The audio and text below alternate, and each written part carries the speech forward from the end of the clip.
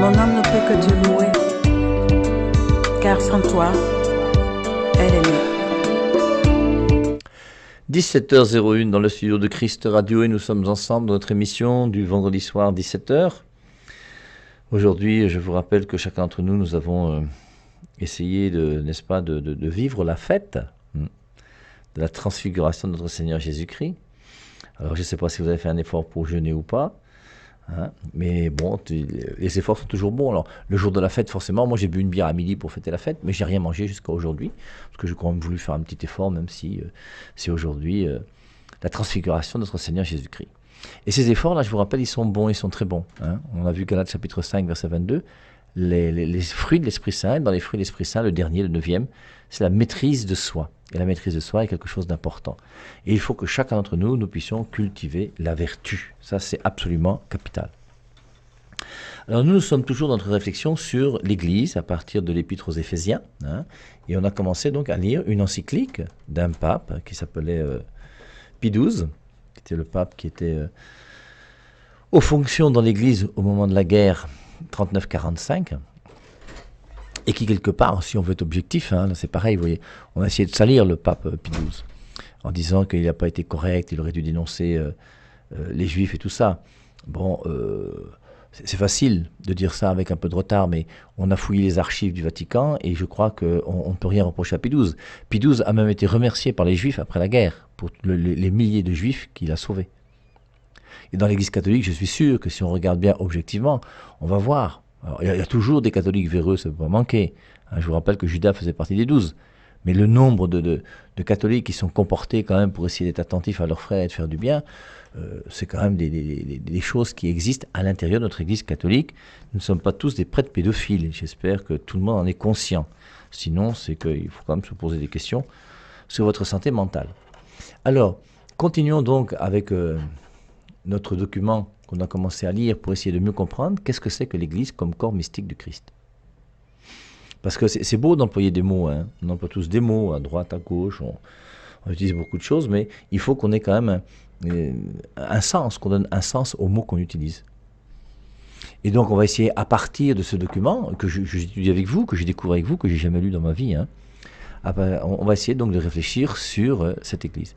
On a vu donc l'introduction dans laquelle le 29 juin 1943, dans cette lettre encyclique de Pie XII, il a dit « Le Christ a été calomnié, donc ne vous inquiétez pas si l'Église est calomniée. » Alors ce n'est pas une raison pour accepter les calomnies, il faut quand même qu'on puisse se défendre. Jésus-Christ lui aussi s'est défendu. Vous connaissez tous le passage de Matthieu chapitre 5, dans le discours sur la montagne, lorsqu'il dit au verset 30, je ne sais plus si c'est 37 ou 39, dans Matthieu 5, je vais vous trouver ça, ne vous inquiétez pas, il dit « Vous avez entendu qu'il a été dit œil pour œil et dent pour dent, mais moi je vous dis de ne pas résister aux méchants. » Verset 39, hein. « Si quelqu'un te frappe sur la joue droite, tends-lui aussi l'autre joue. » Maintenant, prenons Jean chapitre 18, verset 22, parce que la Bible, il faut toujours bien la connaître et bien la comprendre, sinon on va mal la comprendre et on va l'interpréter d'une manière bizarre. Et dans Jean chapitre 18, verset 22, on a donc Jésus-Christ qui se retrouve chez le souverain sacrificateur. Jean 18, c'est l'arrestation, Jean 19, la mort. Le souverain sacrificateur interrogea Jésus sur ses disciples et sur son enseignement. Jésus lui répondit « J'ai parlé ouvertement au monde, j'ai toujours enseigné dans la synagogue et dans le temple, où tous les Juifs s'assemblent, et je n'ai parlé de rien en secret. » Il montre comment il n'a pas eu peur de dire ce qu'il avait à dire. Il ne s'est pas caché, ce n'est pas un hypocrite. La vérité, il est la lumière du monde. Hein. Je suis la vérité. « Pourquoi m'interroges-tu ? Demande à ceux qui m'ont entendu de quoi je leur ai parlé. Voici qu'ils savent, eux, ce que moi j'ai dit. » À ces mots, un des gardes qui se trouvait là donna une gifle à Jésus en disant « Est-ce ainsi que tu réponds au souverain sacrificateur ?» On voit là un béni oui-oui aussi qui veut bien avoir du grand prêtre. Et donc il cherche son avancement en faisant n'importe quoi. Jésus lui répondit « Si j'ai mal parlé, prouve ce qu'il y a de mal, et si j'ai bien parlé, pourquoi me frappes-tu » Il a dit dans Matthieu chapitre 5, si on te tape sur la joue droite, tends la joue gauche, lui on l'a tapé, il n'a pas tendu l'autre joue. Et nous devons aussi être capables de nous défendre. Et je crois que c'est absolument capital aujourd'hui que notre Église catholique, parce que dans l'Église catholique, je ne sais pas pourquoi on ne veut pas se défendre, je ne sais pas pourquoi on ne se défend pas. C'est curieux. Moi j'ai connu un prêtre, qui est un ami que j'aime bien, qui est très gentil, et qu'on a calomnié. ouvertement, publiquement, médiatiquement. Et il est allé voir le nonce pour demander ce qu'il fallait faire, et le nonce lui a dit ne dis rien. Moi j'étais déjà allé le voir pour lui dire que, écoute, mais faisons venir Canal 2, tu t'exprimes devant Canal 2 et tu dis pourquoi tu n'es pas d'accord, pourquoi il y a des choses. Et il m'a dit, le nonce m'a demandé de ne rien dire. Je ne sais pas, si dans mon cas il y avait un jour, je ne sais pas moi, des médias qui diraient des choses bizarres, je pense que je réagirais. Je pense que je demanderais à Canal 2 de pouvoir avoir un droit de réponse et de pouvoir m'exprimer. C'est pas normal qu'on puisse salir l'Église comme on l'a salie sans pouvoir mais s'exprimer. Au bout d'un moment, vous voyez, la pauvre Église de France, tu ne peux plus en France dire que l'avortement c'est un crime. Tu ne peux plus en France dire que 2 homosexuels c'est quelque chose qui te paraît anormal. Tu peux même plus t'exprimer, tu es lié dans ton langage. Mais au bout d'un moment, il faut que nous nous exprimions. C'est pour ça que je vous dis que je n'aime pas la République française. Et j'ose pas dire que je n'aime pas l'Église catholique de France, parce que c'est mon Église, je l'aime. Mais je souhaiterais quand même qu'il puisse y avoir une manière de s'exprimer en France qui fait qu'on ne ferme pas la bouche des prêtres et que le prêtre ne puisse pas se taire. S'ils veulent nous tuer, qu'ils nous tuent. Si on doit mourir, qu'on meure. On ne peut pas diminuer la vérité. Mais au bout d'un moment, ça, je ne sais pas, on devient quoi alors? Des petits fonctionnaires qui parlons n'importe comment? Mais il faut que nous soyons capables de nous exprimer. Et de nous exprimer avec la charité qui nous habite et qui est la nôtre. Parce que dans l'Église catholique, il n'y a pas d'homophobes. C'est les gens qui veulent nous faire croire que nous sommes homophobes. C'est les gens qui veulent nous faire croire que nous sommes méchants et mauvais. Mais il faut qu'on puisse dire aux gens que l'Inquisition, c'est pas un drame. Il faut qu'on puisse dire aux gens que les croisades, c'est pas si mauvais que ça. Je vous rappelle que les premières croisades qui ont organisé, c'est pourquoi? Parce que les musulmans ont arraché les lieux saints. Les gens partaient en pèlerinage en Terre Sainte et il y a des gens qui les volaient, qui les détroussaient, qui les agressaient. Et c'est pour ça qu'il a fallu qu'il y ait des soldats qui accompagnent ces gens-là jusqu'au moment où il a fallu qu'on fasse la guerre avec les musulmans pour récupérer nos lieux saints. Mais au bout d'un moment, il faut quand même qu'on remette les choses au clair. On ne va pas commencer à dire, ah ben non, ben comme nous sommes catholiques, venez, alors venez voler ma radio, il n'y a pas de souci, moi je vous la laisse, venez voler la cathédrale, oui, allez voir l'archevêque là dans son bureau, là ou dans sa maison, là où il est, oui, à vous laisser partir, parce que vraiment, nous on est pacifiques, mais c'est quoi cette histoire? Et la légitime défense, c'est pour tout le monde. Et quand on nous arrache nos biens, c'est normal qu'on les récupère. Et c'est ça les croisades. Alors malheureusement, après il y a eu quelques petits débordements, bien sûr. Mais après, on en a marre aussi de voir tous ces prêtres catholiques qui se couchent devant les gens et devant le candidaton et les positions médiatiques. Mais on n'a pas le droit quand même. Au bout d'un moment, on est là en train de faire notre mea culpa chaque jour, parce que quoi? Non, il faut que nous ayons des arguments. Moi, j'ai aimé cette lettre que j'avais lue avec vous un jour, quand on parlait beaucoup des prêtres pédophiles. Et ce prêtre qui avait dit, oui, c'est facile, vous, la CNN et les médias, de critiquer l'Église sur les prêtres pédophiles. Mais nous, là, qui vivons dans tel pays, qui avons fait telle chose, qui avons construit, qui avons mis des enfants à l'école, on a mis 10 000 enfants à qui on a appris à lire et à écrire. On s'est occupé des gens parce que les ONG n'avaient pas le droit d'aller dans les endroits où il y avait même des mines. Et on a même un véhicule qui a été sauté par une mine parce qu'on a cherché des gens là-bas, nous, prêtres catholiques. Là, vous n'en parlez pas. Mais au bout d'un moment, il faut quand même 2 poids 2 mesures. Alors, je ne dis pas que c'est la guerre, c'est pas ça que je dis. Moi, je veux qu'on remette les choses au clair et qu'on puisse comprendre d'une manière vraie ce qu'est la vérité, où elle se trouve. Et notre Église catholique est belle, mes amis. Et il faut qu'on puisse le dire. Nous ne sommes pas des menteurs. On n'a jamais enseigné que Constantin a fondé l'Église au IVe siècle. On n'a jamais enseigné qu'il y a 7 livres de la Bible qu'on a jetés à la poubelle. Et on doit aujourd'hui être capable de redire à ces gens-là où se trouve la vérité, avec douceur. Comme dit la première épître de Pierre, chapitre 3, verset 15. Soyez capables de justifier l'espérance qui est en vous. Alors moi j'ajoute, soyez capables de justifier la foi qui est en vous. L'espérance, bien sûr, la foi. Mais faites-le avec charité. Mais oui, on doit le faire. Et on doit être capable de dénoncer ce qui est faux. Il faut qu'on le dise, mais qu'on n'ait pas peur. Pas pour dénigrer les autres, pas pour faire du mal à qui que ce soit. Par amour et pour l'amour. Et c'est au nom de l'amour que nous devons dire la vérité. Et au nom de l'amour, n'ayons pas peur de dire la vérité. Alors, ça va blesser certaines personnes, oui, c'est vrai. Je sais que quand je dis, sur les ondes de la 100.3, qu'un pasteur protestant transforme le pain en pain, ça blesse les pasteurs protestants. Ça blesse même les protestants qui m'écoutent. Je le sais, mais je ne peux pas faire autrement. Qu'est-ce que vous voulez que je vous dise? Que je vous dise que tout est bien, que tout va bien? Que la traduction des témoins de Jéhovah qui dit « Ceci représente mon corps », c'est bien? C'est pas possible. Et c'est pour ça que c'est important qu'on dise la vérité et qu'on fasse la vérité. Et je crois que nous avons une chance énorme, nous, dans l'Église catholique, d'avoir cette richesse de pensée et de réflexion dans l'Église depuis des siècles et des siècles, depuis 2000 ans que l'Église existe d'ailleurs, et une sagesse extraordinaire. Et cette encyclique que moi je n'ai jamais lue, je vous dis, je la lis parce que avec vous j'ai voulu réfléchir sur l'Église corps mystique du Christ, parce que quand tu parles à quelqu'un aujourd'hui de l'Église, qu'est-ce qu'il dit? Il dit que c'est un truc sans odeur, sans saveur, qui plane comme ça au-dessus des nuages et qui fait que toutes les personnes de bonne volonté iront au ciel. Ce qui n'est pas faux. Mais ce n'est pas seulement ça. C'est aussi Jésus-Christ qui a reçu des clous dans la main, hein, l'Église. Il a été crucifié, il est mort, il a eu une couronne d'épines. Allez lui demander si l'Église c'est mystique simplement là-bas en l'air. Allez demander à Étienne qui a été lapidé si c'est uniquement être en l'air, l'Église. Non. Les chrétiens persécutés à qui on coupe la tête parce qu'ils sont chrétiens. Combien de martyrs on a eu dans l'Église? Combien de gens sont morts parce qu'ils ont professé la foi en Jésus-Christ, alors que toutes les églisettes qui sont dehors n'existaient pas encore? Ben, au bout d'un moment, il faut quand même qu'on mette un peu de choses au clair. En toute simplicité, en toute charité. Hein.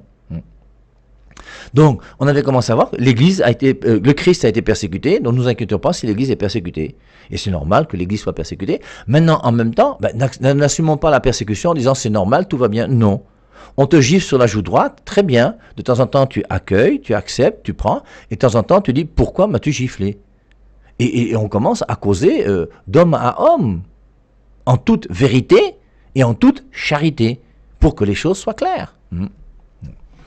Donc il faut aimer la vérité, hein. Il faut beaucoup aimer la vérité. Je vous rappelle que toute personne qui aime la vérité est mon ami. Je n'aime pas les gens comme le témoignage ce matin, non.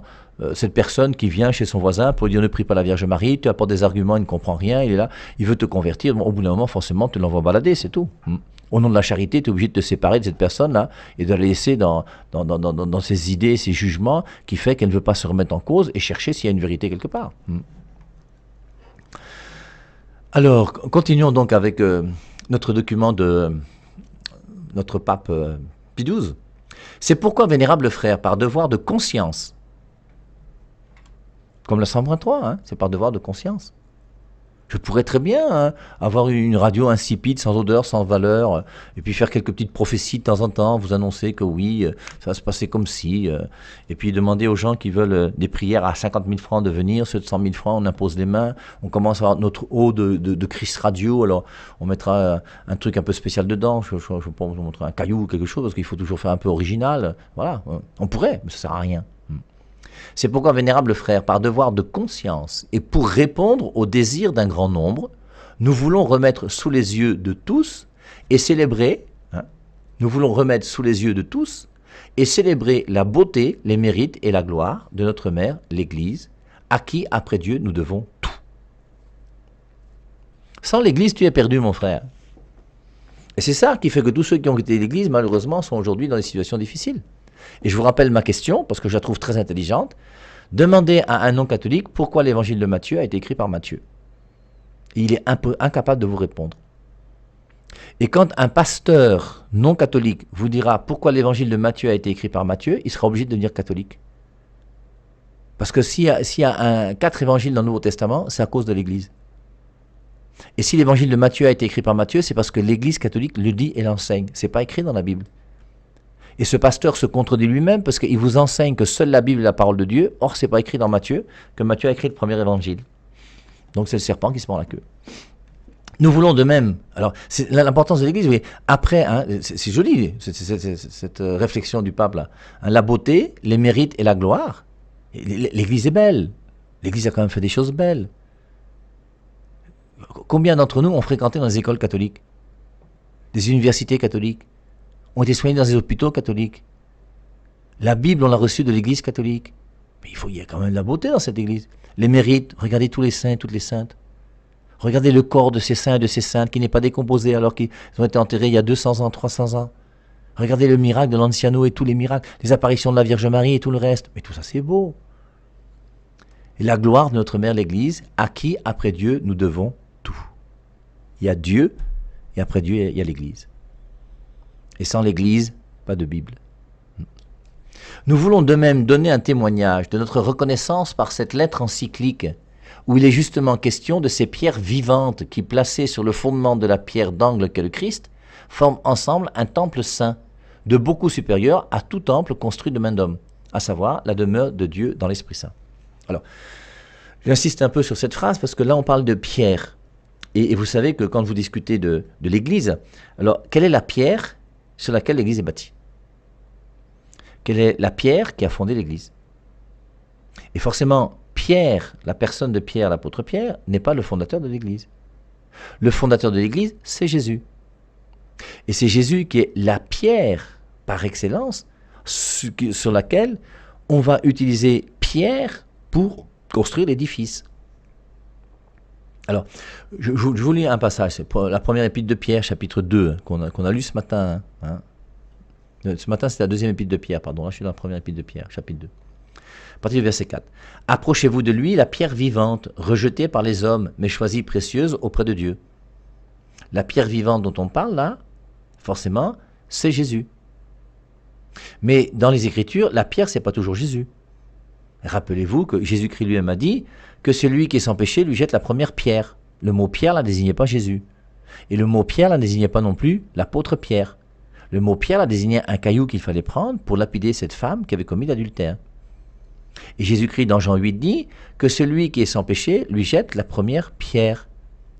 Et le mot pierre donc a le sens de caillou pour lapider quelqu'un. Le mot pierre, dans 1 Pierre chapitre 2 verset 4, approchez-vous de lui la pierre vivante.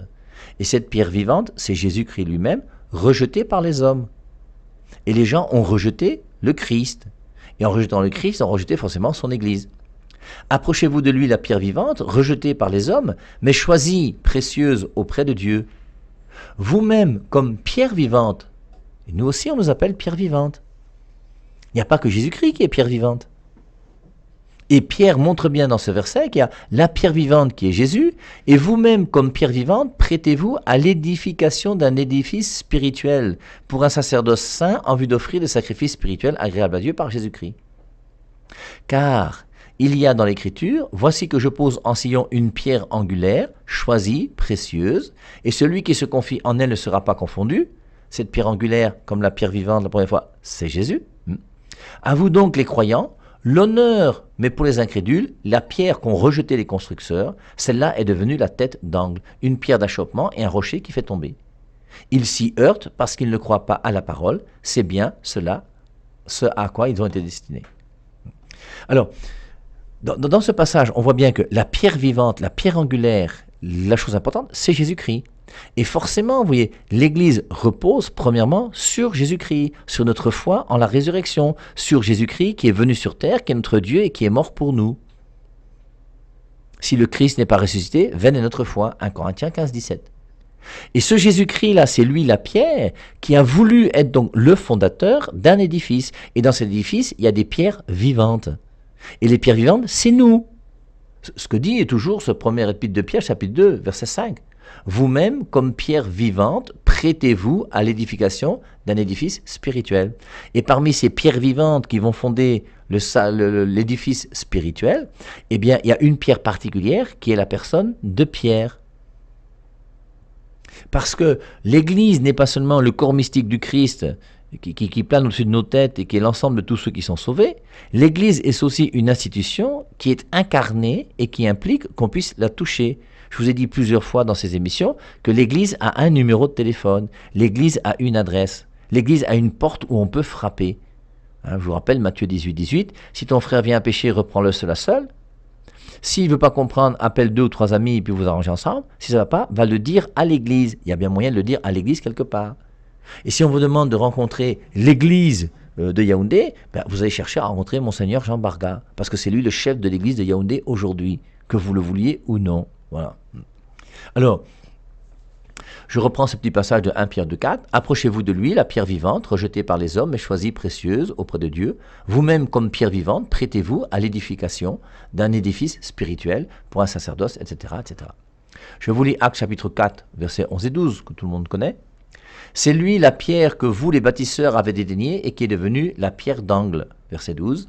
Car il n'y a pas, sous le soleil, d'autre nom donné aux hommes par lequel nous devions être sauvés. Personne ne pense que l'apôtre Pierre est le sauveur. Mais Jésus-Christ a dit à Pierre, Matthieu 16, 18, Pierre, tu es Pierre, sur cette pierre je bâtirai mon église. Éphésiens 2, 20, l'épître que nous sommes en train d'étudier, car la construction que vous êtes a pour fondation les apôtres et prophètes, et pour pierre d'angle le Christ Jésus lui-même. La construction que vous êtes, les pierres vivantes qui sont l'édifice.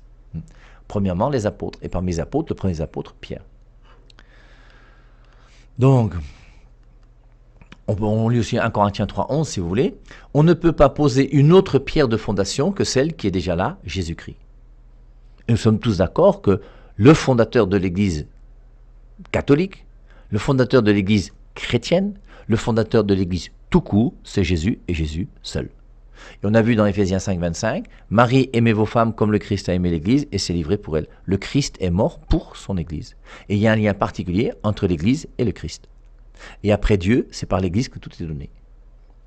Alors maintenant, vous voyez, à la lumière de cette histoire de Pierre, la pierre fondamentale, nécessaire, qui est le Christ lui-même, et les autres pierres, nous qui faisons l'édifice, on peut comprendre donc ce que Jésus-Christ a dit lorsqu'il y a eu la profession de foi de Pierre à Césarée de Philippe. Matthieu 16, 13. Il demande aux apôtres, pour les gens qui suis-je. Alors on dit Élie, un prophète, etc., etc. Alors je vous rappelle que pour nous aujourd'hui, qu'est-ce que les témoins de Jéhovah disent de Jésus? Qu'est-ce que les musulmans disent de Jésus? Qu'est-ce que les athées disent de Jésus? Qu'est-ce que les disent de Jésus? Après il dit, pour vous les apôtres, qui suis-je? Et forcément, parmi les 12 apôtres qui sont là, il y en a un qui réagit pour les 12, comme toujours, c'est Pierre. Et Pierre va répondre, tu es le Fils de Dieu, tu as les paroles de la vie éternelle, enfin un truc comme ça. Et ensuite, donc, qu'est-ce qu'il fait? Il dit, c'est pas la chair et le sang qui t'ont révélé cela, mais mon Père qui est dans les cieux. Et moi je te dis que tu es Pierre, et que sur cette pierre, je bâtirai mon église. Et le mot Pierre, dans ce verset, s'adresse à la personne de Pierre. Tu es Pierre, ça c'est clair, c'est comme je disais, tu es Hervé Marie, tu es Jacques, tu es Philippe, et tu es Pierre, ça c'est son prénom, tu es Pierre. Et sur cette pierre, quelle pierre? Toi, Pierre. Et sur toi, Pierre, sur cette pierre que tu es, toi, Pierre, je bâtirai mon église. Et les portes et les forces de mort ne l'emporteront pas sur elle. Je te donnerai les clés du royaume des cieux. Il donne les clés du royaume des cieux à qui? À la personne de Pierre. Et c'est pour ça, je vous rappelle que dans Jean chapitre 1, verset 40-42, quand il rencontre Simon pour la première fois, il lui dit, Simon, tu ne t'appelleras plus Simon, mais tu t'appelleras Pierre. Et la raison, c'est laquelle? Je vous rappelle qu'à l'époque de Jésus-Christ, le prénom Pierre n'existait pas. Et Jésus-Christ a voulu donner à Simon ce prénom, comme si toi aujourd'hui tu voulais appeler ton fils Stylo, ou télécommande, ou split, ou je sais pas quoi, ou ventilateur, je prends ce qu'il y a devant moi là, ou téléphone. Tu décides d'appeler ton enfant téléphone. iPhone 12. Et Jésus-Christ a décidé d'appeler ce gars qui s'appelait Simon. Si tu t'appelleras plus Simon, tu t'appelleras Pierre. Et la raison, elle est claire. C'est pourquoi? C'est parce que tu es Pierre, et sur cette pierre, pour montrer que... Et c'est pour ça que tous ceux qui utilisent ce verset, alors, il y a le nombre de fausses interprétations de ce verset. D'abord, la première, c'est vous dire que dans ce verset, il y a Pétros et Pétra. Et Pétros et Pétra ont deux significations différentes. Ce sont des histoires. Le mot Pierre, Pétros, Pétra, tout ça, moi, j'ai pas fait de grec. Mais c'est évident que Jésus-Christ a utilisé le mot Pierre pour pouvoir utiliser... la pierre sur laquelle il va bâtir son église. Tu es Pierre et sur cette pierre je bâtirai mon église.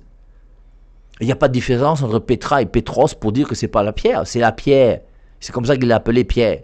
Alors maintenant tu peux dire Pierre au masculin ou Pierre au féminin. Oui. Le Pierre est la pierre qui a fondé l'église. Le Pierre c'est celui qui s'appelle Pierre et la pierre sur laquelle l'église est bâtie. Ça me paraît tellement simple moi.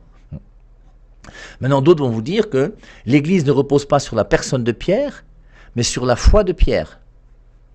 Alors ça, c'est déjà plus subtil, mais ce n'est pas exact. L'Église ne repose pas, premièrement, sur la foi de Pierre. L'Église repose sur Jésus-Christ, qui a choisi Pierre comme étant l'autorité qui va gouverner son Église. Si l'Église repose sur la foi de Pierre, c'est que l'Église repose sur ma foi à moi aussi. Parce que ma foi à moi, c'est la foi de Pierre. La foi de Jean d'ailleurs, c'est la foi de Pierre. La foi de Jacques, c'est la foi de Pierre. La foi catholique, c'est la foi de Pierre. Et tous ceux qui ont la foi catholique, c'est la foi de Pierre. Et l'Église ne repose pas sur la foi catholique. L'Église repose sur cette personne que Jésus-Christ a choisie. Tu es Pierre. Et sur cette pierre, je bâtirai mon Église. Et c'est pour ça que nous devons reconnaître que vouloir parler de l'Église, sans vouloir parler de l'incarnation de l'Église et du corps de l'Église, pas seulement corps mystique, mais du corps, il y a un corps.